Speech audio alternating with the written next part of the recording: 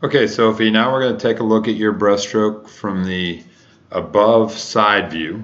Um, Again, there's some good qualities to your stroke. One thing that I'd like to see, and we can probably see it on the underwater view, is see your arms a little wider on the catch. I think that'd give you a little more lift in your stroke. So when you come down here to the elbow, the hand should be out wider. They shouldn't be coming back inward from the elbows. They should be out even with the elbows or just outside the elbows in terms of your hands. And that would give you a little bit more lift into your breath. So as you're coming up into this next stroke, we can see, I'd like to see you're here with that lift, see you a little bit just higher with that lift, back a little bit more straight. You're kind of hunched over a little bit as you're coming up into that stroke. And that's all helped by the sweep on the breaststroke pole.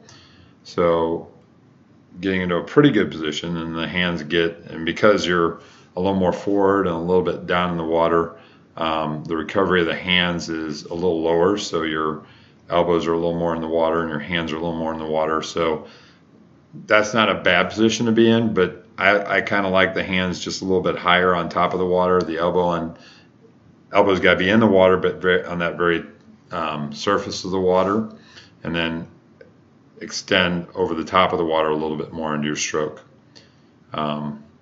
Again, nice head position, good body position relative, and then nice, pretty good kick, push from your kick. Maybe get the feet turned out a little bit wider, but good finish to the kick.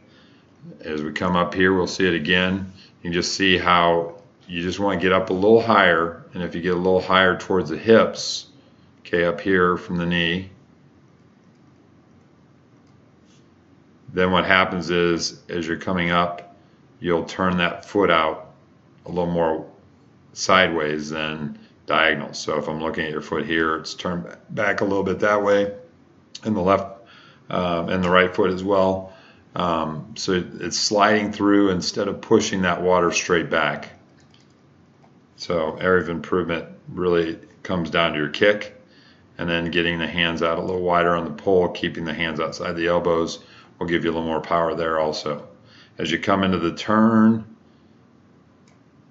keeping the head down, pop the head straight up.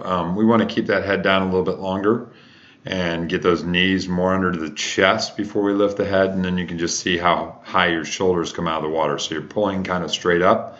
So your shoulder is up here out of the water. I'd like your shoulder to be on the surface level, barely above the surface of the water, and stay down in the water and keep that head down so you're not pulling yourself out of the water. You can see you're good 5-6 inches out of the water with your chest and arms and shoulders, and we want to stay a lot lower to the water and use that rotation down in the water.